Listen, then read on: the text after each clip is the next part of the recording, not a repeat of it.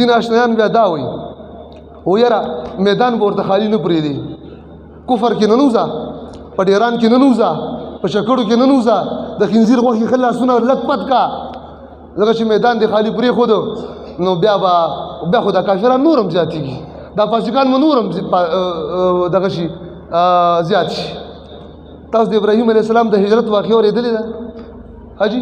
اورېدې ده که نه؟ ابراهیم علیه السلام میدان پرېښو که نه و پرېښی؟ وایه. لوط علیه السلام میدان پرېښی دی که نه دی پرېښی؟ موسی علیه السلام 10 کال دپاره میدان پرېښی دی که نه دی پرېښی؟ 8 کالو دپاره زموږ ستا ښکلي پیغمبر مکة المکرمه پرېښی دی که نه دی پرېښی؟ که حضور دا سوچ کړی وی چې که زه د دې مکې نه هجرت وکړم نو دا خو به د دارالندوی دا پارلیمنت خالي پاتې شي، دا مشرکین به نور هم زیات شي، دا کعبه خو مشرکان به والي، راځه مړ هم دی کې ورسره وخت تېروه.